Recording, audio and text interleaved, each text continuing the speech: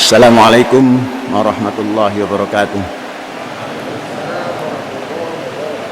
Saudara-saudara sekalian, alhamdulillah kita telah memasuki hari ke-17 daripada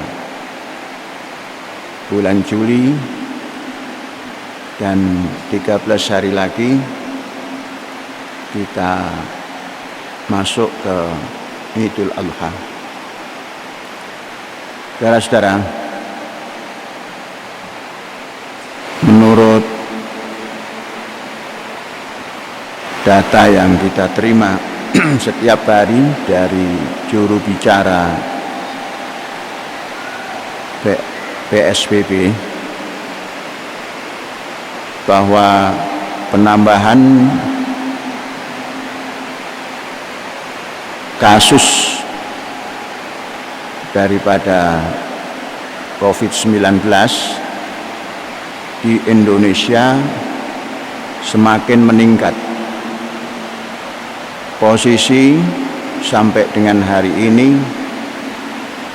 masuk ke urutan 26 dunia. Tinggal satu tambahan lagi akan melewati Cina. Maknanya sudah melebihi 85.000 yang terpapar.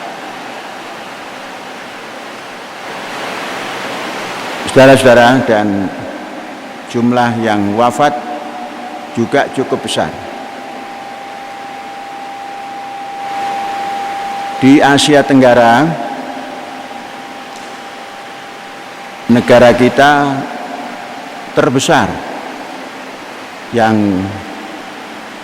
terkena daripada COVID-19. Mengapa saya sampaikan ini? Karena kita ada di dalam sebuah tempat yang selalu berinteraksi setiap saat selama 24 jam. Jumlah yang cukup besar, tidak kurang daripada 10.000 orang yang terus berinteraksi di dalam lokasi atau di dalam kompleks yang kisarannya 2 km kali 2 km. Kalau di kota,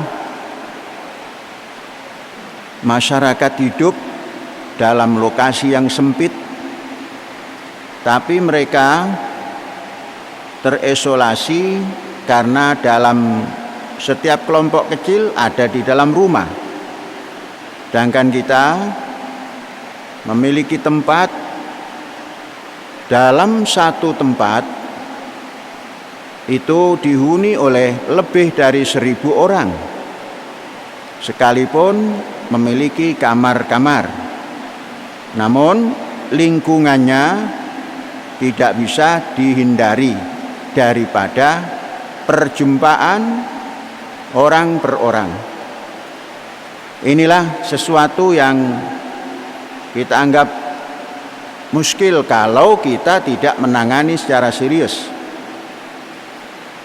Ketika sebelum libur kita masih longgar, dalam arti tidak menerapkan sesuatu yang berefek daripada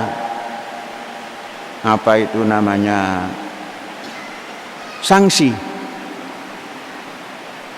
Apa yang kita terapkan hanya sekedar menginginkan kesadaran dari penghuni kampus kita, maka tidak ada sanksi apapun yang kita berikan kepada penghuni yang melanggar daripada protokol, baik protokol WHO maupun protokol yang lain-lainnya.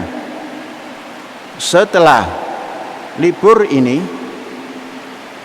karena santri-santri kita, atau setelah relaksasi karena guru-guru kita atau karyawan-karyawan kita sudah bersinggungan dengan masyarakat luas yang memungkinkan semua itu ada hal-hal yang menyebabkan tertularnya seseorang kepada COVID-19. Oleh itu, kita telah membentuk suatu tim yang mengatur protokol kehidupan di kampus atau di Ma'had Az-Zaitun. Yang protokol ini dibuat secara detail, yang intinya adalah mengikut undang-undang yang telah dibentuk oleh negara, ditetapkan oleh negara, dan mengikut protokol-protokol yang telah ditetapkan, terurai nanti dalam ketetapan itu. Kemudian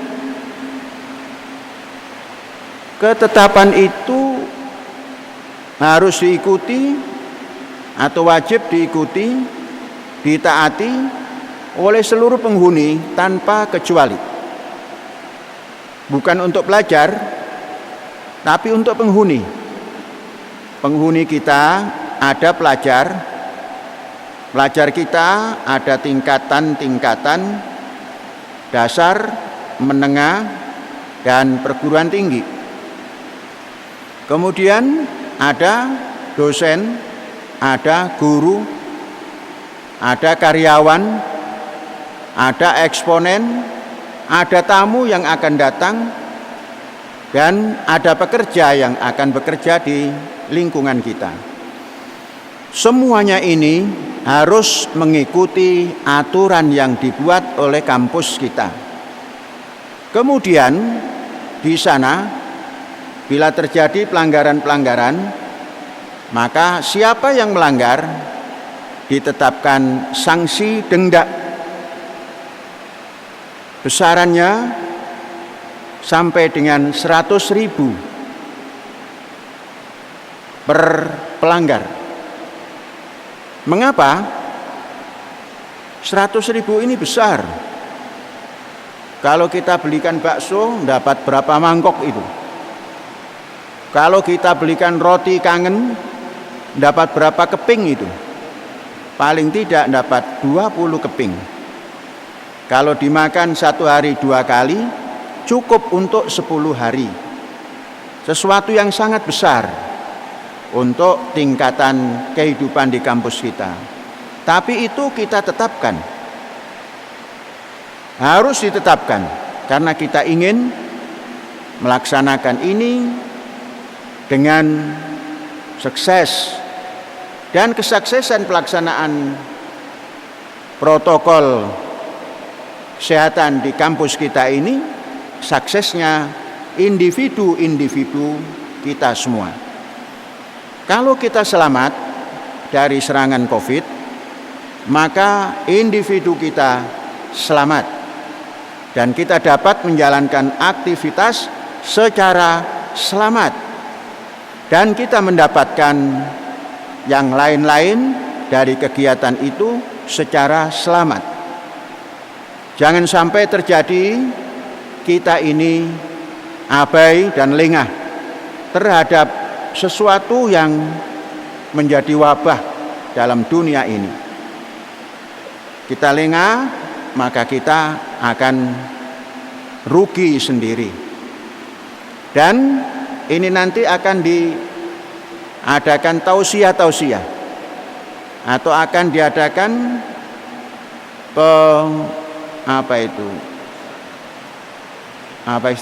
irsyad. diadakan bimbingan-bimbingan. Makan roti saja kita ada irsyadnya, apalagi ini sebuah aturan yang berkenaan dengan disiplin dalam menjaga kesehatan di masa COVID-19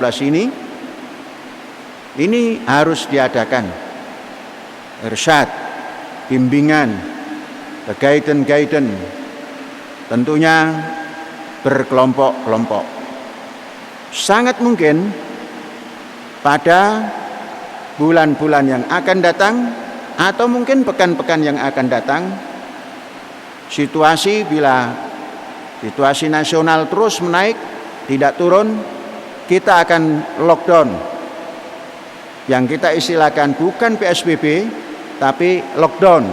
Kita tutup. Jalan sudah jadi pun kita tutup. Pintu-pintu kita tutup. Namun kita tetap bekerja di dalam tanpa harus bersinggungan keluar.